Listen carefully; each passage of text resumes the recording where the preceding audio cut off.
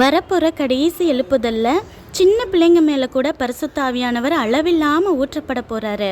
ஜெபிக்கணும், எனக்கு ஜெபிக்கணும், எம்மா நான் ஜெபிக்க போகிறேன் அப்படின்னு சொல்லுவோம். இனிமேல் வரப்போகிற காலம் எழுப்புதலின் காலம் வரும். அப்போயெல்லாம் இப்போ பரிசுத்த ஆவியானவர் நமக்குள்ளே வந்துட்டா என்ன செய்வோம்? நம்ம டிவியை பார்த்துட்டு வெட்டி அரட்டை அடிச்சுக்கிட்டு தெருவில் விளாண்டுட்டு பைபிள் கிளாஸ்க்கு வந்து கூப்பிட வந்தால் ஓடி போய் சில பேர் ஒளிவாங்கல, அப்படிலாம் இருக்க மாட்டாங்க. அப்போல்லாம் எனக்கு போய் கற்றுக்கணும், இயேசுவை தெரிஞ்சுக்கணும், தேவனை கும்பிடணும், துதிக்கணும், ப்ரைஸ் பண்ணி நான் நல்லா பாட்டு பாடணும், ஒர்ஷிப் பண்ணணும்னு ஆசை வந்துடும். சர்ச்சுக்கு ஆசாசையாக நம்ம போவோம். சரியா? அப்படி ஒரு காலம்லாம் வரப்போகிறதுனால சந்தோஷமாக இருக்கணும். இன்னையிலிருந்து வரப்போகிற எழுப்புதலுக்காக என்னை தகுதிப்படுத்துங்கன்னு சொல்லி ஜெபிக்க போகிறோம்.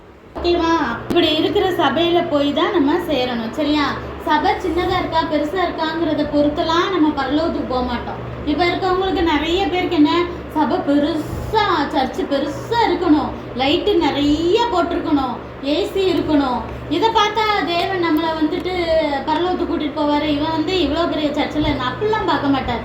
நம்ம வந்து சர்ச்சில் இருக்க போதகத்தை கேட்டு எவ்வளோ மனம் திரும்புகிறோம், ஏசப்பாக்கு எவ்வளோ கீழ்ப்படிஞ்சு வாழ்கிறோம், உண்மையாக உத்தமமாக இருக்கிறத பார்த்து தான் நம்மளை பரலோகத்துக்கு கூட்டிகிட்டு போவார்.